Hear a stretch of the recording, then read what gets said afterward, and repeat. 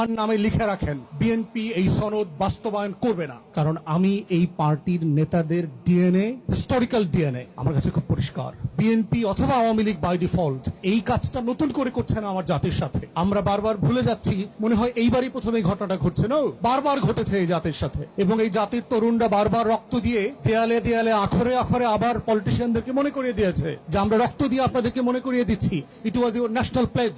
এত লেভেলের হীনমন্যতা। আমার লানের ফ্রেন্ড এখানে আছে শিশির, এই মামলার সাথে জড়িত ছিল। সে জানে যে বিএনপি কে হাত পাও ধরা হয়েছে সালাউদ্দিন কাদের চৌধুরীর ব্যাপারে স্টেটমেন্ট দেওয়ার জন্য, তারা দিতে রাজি হয়নি। সেই যে ফাহিম ভাই সাক্ষী, আমি ফাহিম ভাইকে বলেছি বিএনপি এই সনদ বাস্তবায়ন করবে না। জিজ্ঞেস করেন, নির্বাচনের আগে বলেছি। কমিশনের মিটিং চলা অবস্থা আমি ফাহিম ভাইকে বলেছি বাংলাদেশের যত সিভিল সোসাইটি মেম্বাররা আছে না, খুবই আশাবাদী, রেভলিউশনারি, এইটা হয়ে যাবে সেইটা হয়ে যাবে। আমি বলছি আমার নামে লিখে রাখেন, বিএনপি এই সনদ বাস্তবায়ন করবে না। সুজনের মজুমদার ভাইকে বলছি, শহীদুল আলম ভাইকে বলছি, ওনারা আমাকে নিয়ে হাসাহাসি করতো, তুমি বেশি এই সেই রেভলিউশনারি কথাবার্তা বলো, এবার সিচুয়েশন হ্যাজ চেঞ্জড, কিন্তু বাস্তবে তাই হচ্ছে। বিসমিল্লাহির রহমানির রহিম।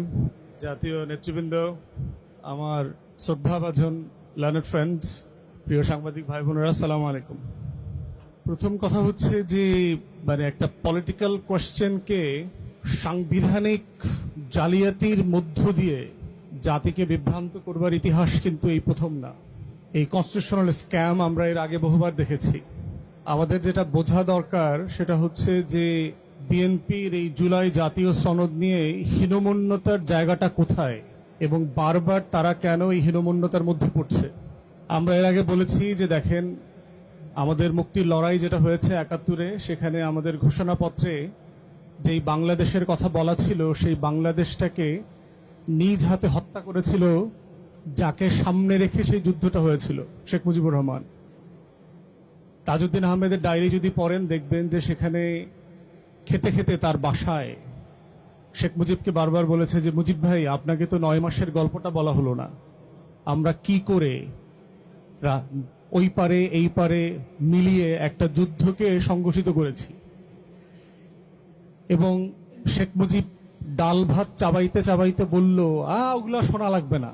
আপনারা জানেন যে শেখ মুজিবের কণ্ঠে একটা দক্ষিণ অঞ্চলের টোন ছিল, আমি সব জানি, তোরা কি করছো না করছো। এবং আপনারা জানেন যে ৩.৫ বছর শেখ মুজিব একবারের জন্য সেই অস্থায়ী সরকার যেটা গঠিত হয়েছিল মেহেরপুরের বৈদ্যনাথ তলায়, সেই জায়গাটা ভিজিট পর্যন্ত করতে যায় নাই।